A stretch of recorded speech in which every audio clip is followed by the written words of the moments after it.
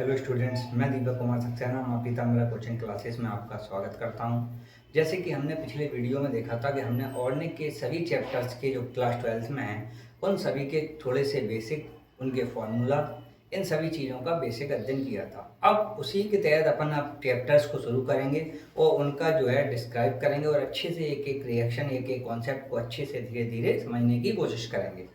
तो आज का हमारा जो पहला टॉपिक है वो है क्लास 12 का फर्स्ट चैप्टर हेलो एल्केन और हेलो एरीन, जिसमें से जो हेलो एल्केन है उसके बारे में हम डिस्कस करेंगे। हेलो एल्केन क्या है, उसके बनाने की विधि क्या होती हैं, उसके भौतिक गुण क्या होते हैं और इसके रासायनिक गुण क्या हैं। इसी तरीके से हेलो एरीन के पोर्शंस हैं। आज हम देखेंगे सबसे पहला टॉपिक हेलो एल्केन, उसके बनाने की विधियाँ क्या हैं और हेलो एल्केन है क्या। तो आज हम शुरू करते हैं हेलो एल्केन। हेलो एल्केन का मतलब होता है, जिसका फॉर्मूला है RX, मतलब R एक एल्केन है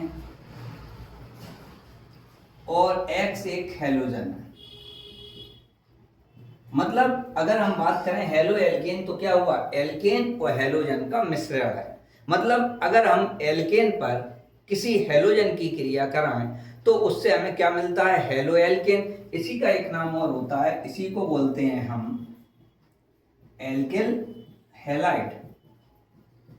जैसे कि हमने कहा सबसे छोटा एल्केन में क्या होता है, एक CH4, C2H6, C3H8, C4H10।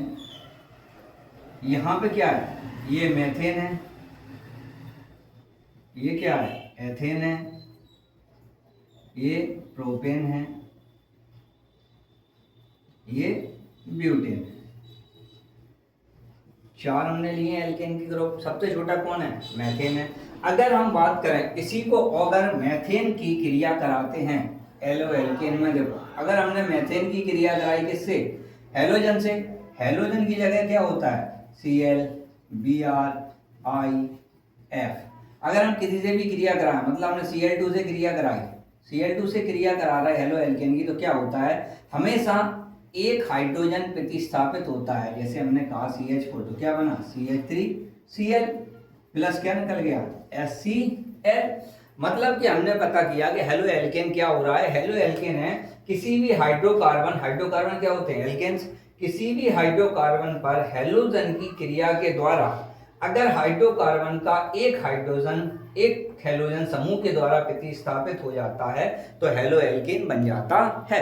या अपन अपनी सीधी भाषा में परिभाषा कैसे डिफाइन करेंगे, हेलो एल्केन क्या है तो क्या है, एक हाइड्रोकार्बन के एक हाइड्रोजन का किसी भी हेलोजन समूह द्वारा प्रतिस्थापन होने पर बनने वाला उत्पाद हमारा हेलो एल्केन या एल्किल हैलाइड कहलाता है। तो ये हेलो एल्केन बनाने की जो पहली विधि है वो यही है अपनी, कौन सी, हाइड्रोकार्बन पर हेलोजन की क्रिया। इसी को अपन बोल सकते हैं कि मुक्त मूलक हेलोजनीकरण के द्वारा। मुक्त मूलक का मतलब क्या होता है इसको समझो आप, मुक्त मूलक हेलोजनीकरण के द्वारा। फॉर्मूला समझ में आ गया, R और X। अब R की जगह पे अपन जब भी कोई चीज लेते हैं तो R की जगह अपन ले सकते हैं CH3 बॉन्ड, C2H5, C3H7, क्योंकि हमें क्या करना है, एक हाइड्रोजन निकालना है और उसकी जगह पे क्या करना है, एक हेलोजन को प्रतिस्थापित कराना है। ठीक है। अब जैसे ही हमने पहली रिएक्शन लिखी, एल्केन की मुक्त मूलक हेलोजनीकरण,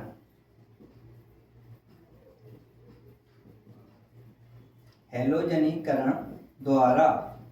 तो एल्केन के मुक्त मूलक हेलोजनीकरण का मतलब क्या है कि एल्केन का जो मुक्त मूलक हेलोजनीकरण होगा उसमें हम एक हाइड्रोकार्बन लेंगे और उसकी क्रिया हेलोजन से कराएंगे। मतलब हमने एक लिया हाइड्रोकार्बन, उसकी क्रिया कराई हमने हेलोजन से।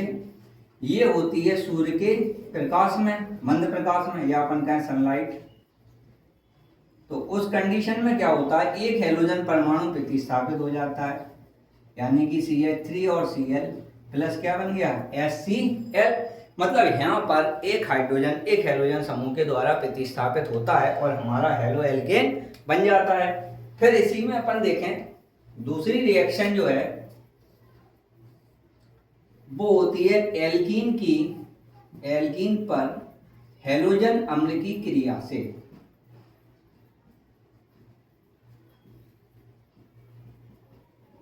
अब देखो यहाँ पे एल्कीन की हैलोजन अम्ल से क्रिया का मतलब क्या है? जब भी हम एल्कीन पर हैलोजन अम्ल की क्रिया करेंगे तो एल्कीन समझो, एल्कीन का मतलब क्या है? जिसमें कार्बन कार्बन के बीच में क्या होगा? डबल बॉन्ड होगा। अब एल्कीन दो तरीके की होती है, या तो सममित एल्कीन होगी, जैसे हमने सबसे छोटा एल्कीन लिया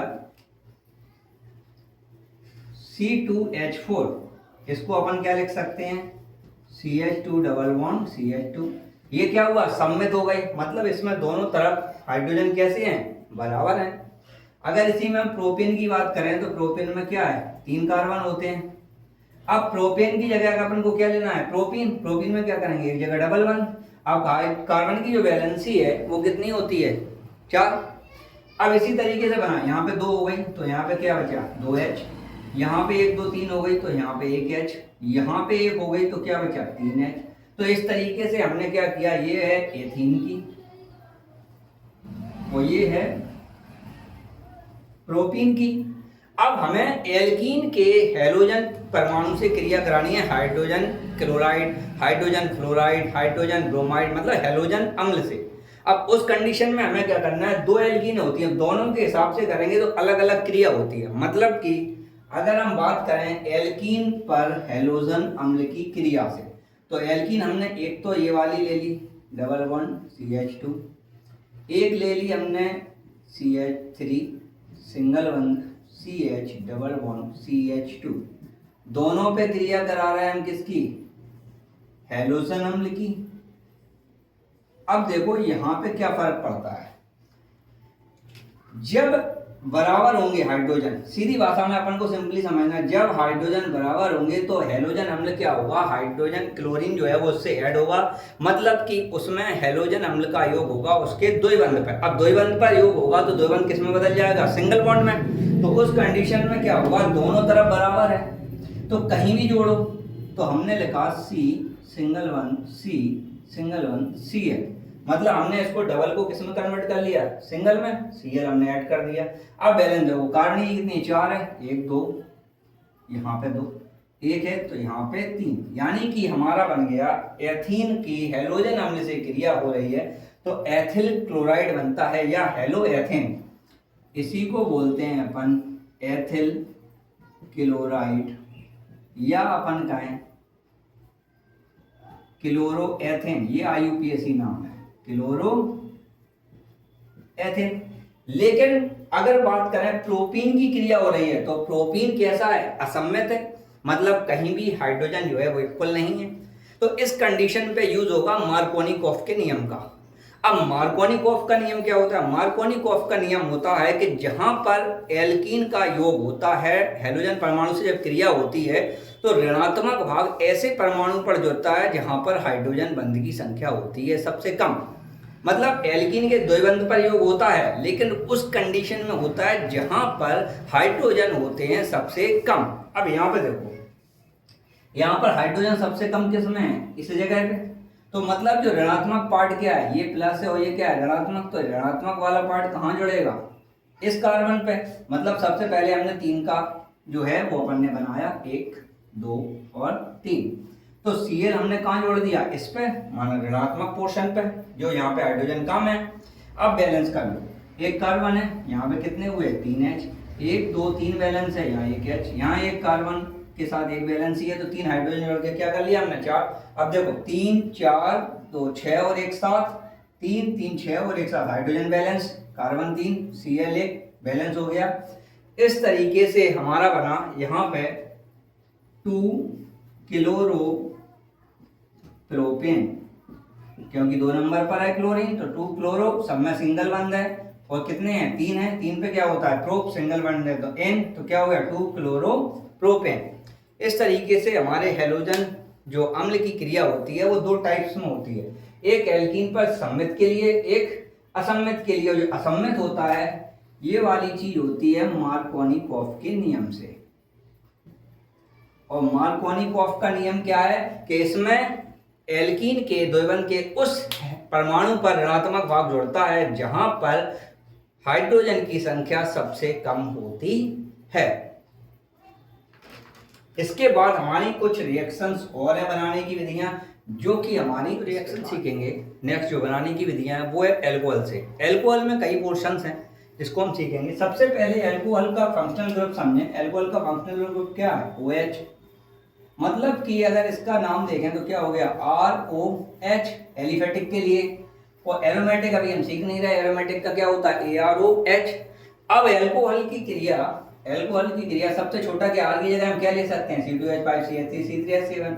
हमने लिया C2H5OH। एल्कोहल की क्रिया हमने कराई हैलोजन अम्ल से। किसकी उपस्थिति में होती है रिएक्शन?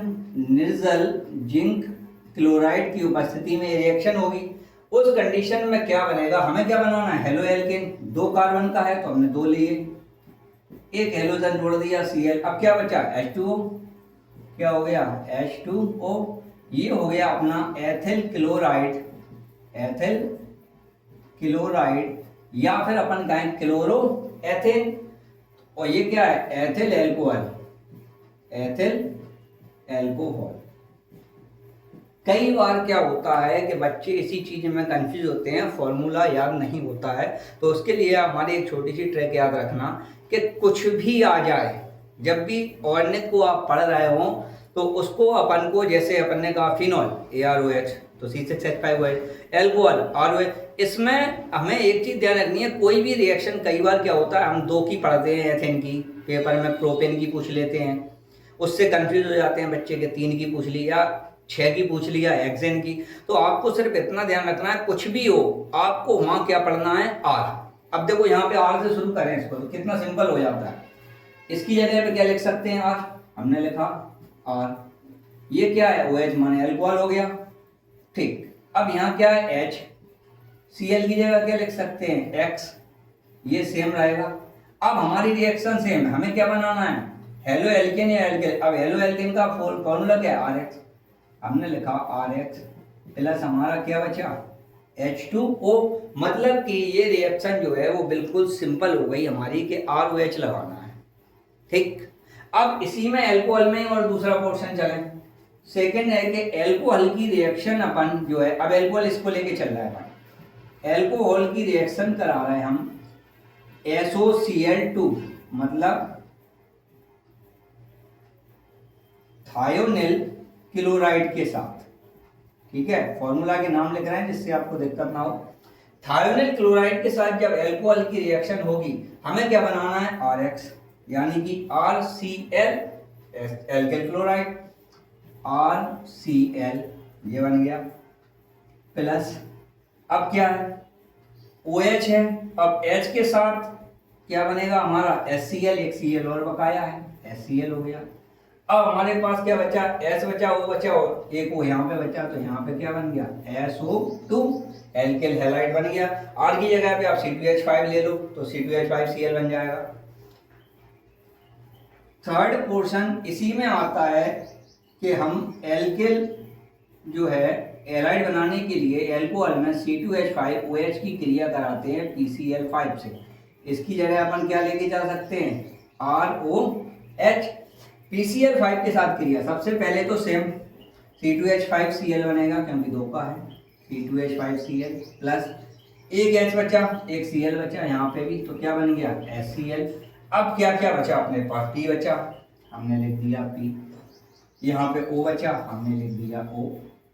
Cl 3 बचे क्योंकि 2 यूज हो गए, क्या बचा? POCl3। तो इस तरीके से एल्कोहल के 3 पोर्शन है, हैलोजन अम्ल से, एल्कोहल की थायोनिल क्लोराइड से, एल्कोहल की PCl5 मतलब फास्फोरस पेंटाक्लोराइड से। ये हो गया फास्फोरस पेंटाक्लोराइड से। तो इस तरीके से एल्कोहल का पोर्शन खत्म। यहाँ पे ये हमारी एल्कोहल की रिएक्शन हो गई कि एल्कोहल में 3 टाइप से हम एल्किल हैलाइड को बना सकते हैं। अब जो नेक्स्ट है अपना वो है, कुछ रिएक्शन और आती है बनाने की, उनको समझो अच्छे से। अब कुछ रिएक्शंस में जो है वो आती है सबसे पहले हुन्स-डीकर विधि। कौन सी आती है? हुन्स-डीकर विधि। उनसडीकर विधि जो होती है वो एल्किल हैलाइड बनाने की सबसे अच्छी विधि है, मतलब इससे सबसे शुद्ध एल्किल हैलाइड प्राप्त होता है। इसके लिए क्या करते हैं अपन, शुष्क सिल्वर लवण वसा अम्ल का, इसके लिए क्या होता है, वसा अम्ल का शुष्क सिल्वर लवण, या अपनी भाषा में अपन क्रिया कराएं सिल्वर प्रोपियोनेट की, मतलब C2H5COOAG, किसकी क्रिया हो गई, सिल्वर 1 2 3 कितने हो गए, प्रोपियन हो गए, प्रोपियोनेट, सिल्वर प्रोपियोनेट की क्रिया हो रही है ब्रोमीन जल के साथ। अब सिल्वर प्रोपियोनेट की क्रिया ब्रोमीन जल के साथ होती है, ये क्यों होती है शुद्ध बनाने की विधि, इसलिए होती है क्योंकि इसमें गैसें बनती हैं, जो गैसें क्या होती हैं, अविलेय होती हैं, घुलती नहीं हैं, और गैसें होंगी तो क्या होगी, उड़ जाएंगी, जब गैस हट जाएगी तो वो चीज़ क्या होगी, सबसे शुद्ध होगी। तो इसी कंडीशन में अपन देखते हैं, सबसे पहले जो है वो अपन लिखेंगे इसमें कि C2H5 दो कार्बन है, C2H5 तो क्या बनाया, Br एक जोड़ दिया, C2H5 Br, alkyl bromide ethyl bromide बन गया। अब क्या बचा, CO2 एक गैस कह रहा है तो हमने CO2 गैस दिख रही है, हमने CO2 निकाल दिया, गैस बन गई। अब क्या बचा, Ag और एक Br दिख रहा है, तो यहाँ पे क्या बना दिया, AgBr, मतलब यहाँ पे हमारा AgBr बन गया। तो ये हो गई उनसडीकर विधि, मतलब क्या हुआ, सिल्वर प्रोपियोनेट की ब्रोमीन जल के साथ अभिक्रिया कराने पर क्लोरोएथेन या ब्रोमोएथेन, अगर यहाँ क्लोरीन लेंगे तो क्लोरोएथेन, ब्रोमीन लेंगे तो ब्रोमोएथेन, ब्रोमोएथेन बनता है और CO2 और गैस जो है वो बाहर निकल जाती है। इस तरीके से ये शुद्ध बन जाती है। फिर आती है आपकी ये वो है एक अभिक्रिया है शॉर्ट्स अभिक्रिया। यह अभिक्रिया भी एल्किल फ्लोराइड बनाने के लिए है। इसमें हम एल्किल हैलाइड की क्रिया हम कराते हैं किसके साथ, कोई भी धात्विक फ्लोराइड के साथ। मतलब कि हम बात करें कि अगर हमने एक एल्किल हैलाइड लिया कोई RX, वो इसकी क्रिया करा रहा है धात्विक फ्लोराइड, धात्विक फ्लोराइड मतलब जिसमें धातु और फ्लोरीन हो गया। तो अब यहाँ पे देखो, यहाँ पे क्या बनेगा, एल्किल फ्लोराइड माने RF माने RF बन गया, प्लस यहाँ पे क्या हुआ AgX, तो AgX मतलब अगर धात्विक फ्लोराइड की क्रिया करा रहे हैं तो इसमें एल्किल फ्लोराइड बनता है। ठीक है, इसको कहते हैं अपन शॉर्ट्स अभिक्रिया, इसमें धात्विक फ्लोराइड के साथ क्रिया कराई जाती है। इसी तरीके की एक रिएक्शन और होती है, वो होती है फिंकलेस्टाइन अभिक्रिया। फिंकलेस्टाइन अभिक्रिया, फिंकलेस्टाइन अभिक्रिया में क्या है, ऐसे फिंकलेस्टाइन अभिक्रिया, फिंकलेस्टाइन में क्या होता है, यह एल्किल आयोडाइड बनाने की, जैसे हमने कहा ये फ्लोराइड बनाने की है, इससे क्या बनता है, जैसे हम बात करें तो इससे हमारा क्या बन रहा है, एल्किल फ्लोराइड। इसी तरीके से फिंकलेस्टाइन में बनेगा हमारा एल्किल आयोडाइड, माने ये एल्किल आयोडाइड बनाने की विधि है। इस विधि में हम क्या करते हैं, किसी भी एल्किल हैलाइड की क्रिया हम करते हैं सोडियम आयोडाइड के साथ, माने NaI के साथ, शुष्क एसीटोन की उपस्थिति में। किसकी उपस्थिति में, एसीटोन की। अब हमने क्या कहा, ये किसकी विधि है, एल्किल फ्लोराइड की, और ये है एल्किल आयोडाइड की, एल्किल आयोडाइड बनाने की विधि। अब आयोडाइड में क्या, एल्किल माने R, आयोडाइड मतलब I, NaX प्लस के NaX, यहाँ ClO या Br। अब देखो यहाँ पे क्या हुआ, Ri एल्किल आयोडाइड बन गया, Na और X बचा तो NaX बन गया। मतलब ये विधि किसकी है, एल्किल आयोडाइड की, और ये किसकी है, एल्किल फ्लोराइड की बनाने की विधि। आशा है कि ये सारी रिएक्शन जो है आपको अच्छे से समझ में आई होंगी। अगर कहीं भी कोई दिक्कत आती है या कोई भी प्रॉब्लम रिएक्शन में या किसी कॉन्सेप्ट को समझने में आती है, नामकरण जो होते हैं इनके, उसका एक अलग से वीडियो हम बनाएंगे जिसमें हम पूरे A to Z नामकरण जो होते हैं, एल्किन के, एल्किन के, एल्काइन के, ब्रोमीन के साथ, या प्रतिस्थापी कह लें पूरे, या फिर अपन का IUPAC नामकरण बेंजीन वाले, ये सारे के एक वीडियो बनाएंगे जिससे आपको ये अच्छे से समझ में आ जाए विद फंक्शनल ग्रुप के साथ। अगर कोई भी प्रॉब्लम आती है तो आप कमेंट कर सकते हैं। माँ पीताम्बरा कोचिंग क्लासेस आपके उज्जवल भविष्य की कामना करती है, और आप ज़्यादा से ज़्यादा देखें और ज़्यादा से ज़्यादा शेयर करें। जहाँ भी दिक्कत आए आप हमें बताएं, कमेंट करें, उसके लिए हम आपके लिए इस चीज़ में सुधार करेंगे। धन्यवाद।